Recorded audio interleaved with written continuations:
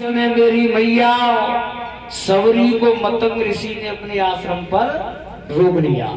तो ये प्रमाण मिलता है रामचरितमानस में कि मतंग ऋषि के 25 चेला थे। कितने? 25। तो मतंग ऋषि के चेला कहने लगे गुरुदेव इसे हम अपने आश्रम पर नहीं रहने देंगे। क्यों?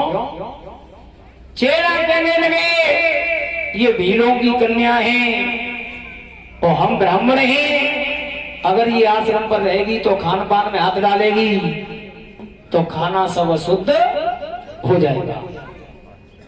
मतंग ऋषि कहने लगे बेटा तुम ये क्या कह रहे हो? अरे चींटी से हाथी तक जितने भी जीव जंतु हैं बेटा सबके अंदर भगवान बोल रहा है। ये जाति से हमें तो क्या हो गया है तो मानव। चेला कहने लगे गुरुदेव अगर आप इसे अपने आश्रम पर रखोगे तो हम तुम्हें छोड़ करके चले जाएंगे। मतंग ऋषि ने कह दिया बेटा तुम बेशक चले जाओ लेकिन ये कन्या इसी आश्रम पर रहेगी। तो ये प्रमाण मिलता है कि मतंग ऋषि के 25 चेला और मतंग ऋषि को छोड़ करके चले गए। मेरी मैया मतंग ऋषि और सबरी आज दोनों आश्रम पर रह रहे हैं। ये बताते हैं कि सबरी ने सारा बालापन निकाल दिया, छेपक में बता करके चलूंगा, और सारी जवानी निकाल दी। जब मतंग ऋषि के शरीर पर बुढ़ापा आ गया, मौत निकट होने को आ गई, तो मतंग ऋषि सबरी से कहने लगे बेटी मैं तो इस संसार को छोड़ करके जाने वाला हूं, लेकिन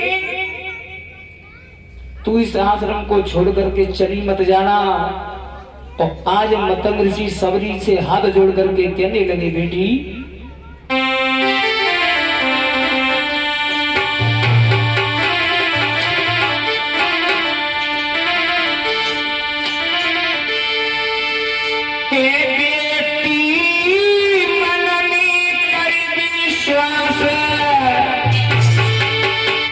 ताली बजी। ठीक है बेटी मन में कर विश्वास एक दिन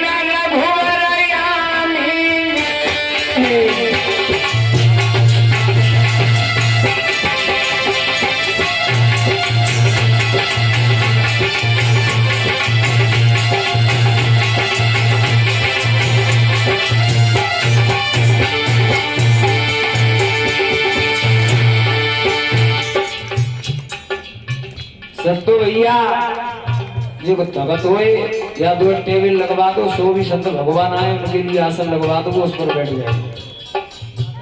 अच्छी बात ना ताली भैया सब बोलो। कहने लगे सबरी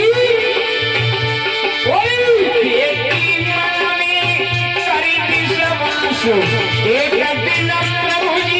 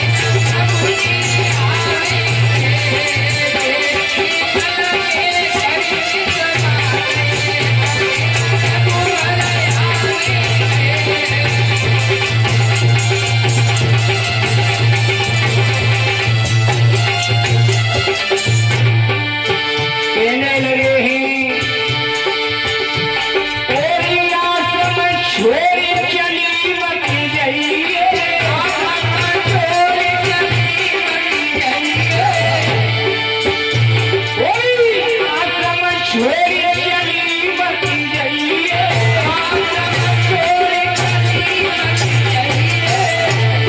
कृपाल भैया ओरे प्रभु चरणों में ध्यान लगाइए, प्रभु चरणों में ध्यान लगाइए कि तेरी पूर्ण होगी आशा, प्रभु की आमी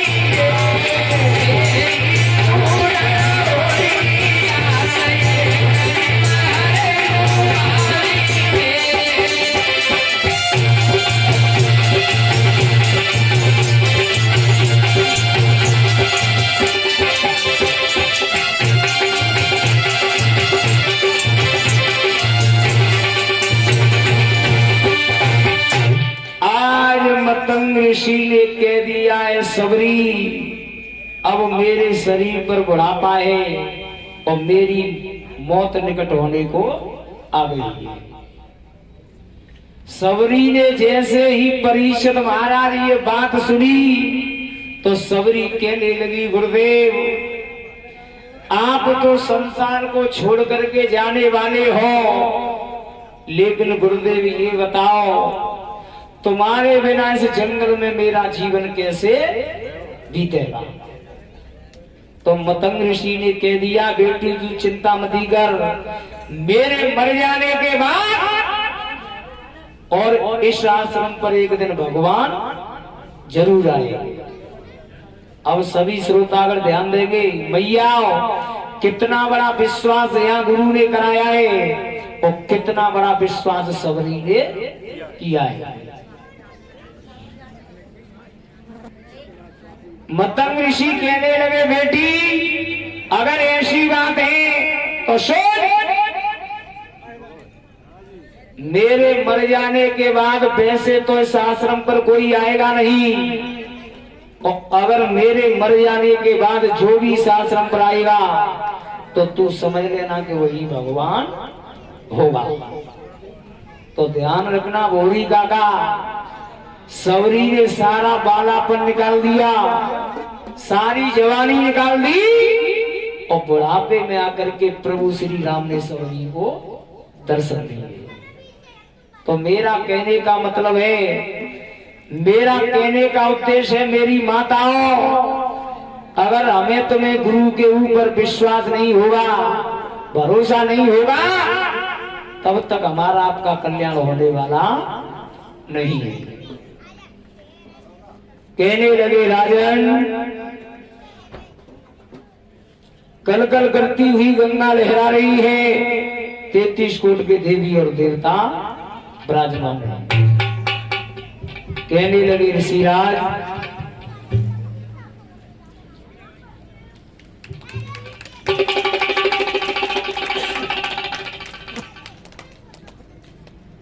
और इसी के साथ साथ ये 251 रुपए का हार मेरे गले में अर्पण किया गया है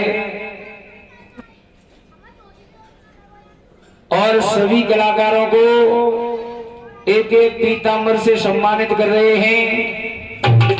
आपके गांव रपुरा जाट के रज्जो भोजी भगत जी, जिनकी कृपा से आप सभी लोगों के मुझे दर्शन हुए, आज मुझे सम्मानित कर रहे हैं। भगवान से यही प्रार्थना करूंगा, हे परमात्मा मैं तो इन्हें क्या आशीर्वाद दूंगा, लेकिन भगवान से प्रार्थना करता हूं कि इनका बाबा का आशीर्वाद इन्हें इसी तरह से मिलता रहे और भगवान इसी तरह से ये भगवान की कथाएं इन्हें करवाने का मौका और सुनने का अवसर देता रहे।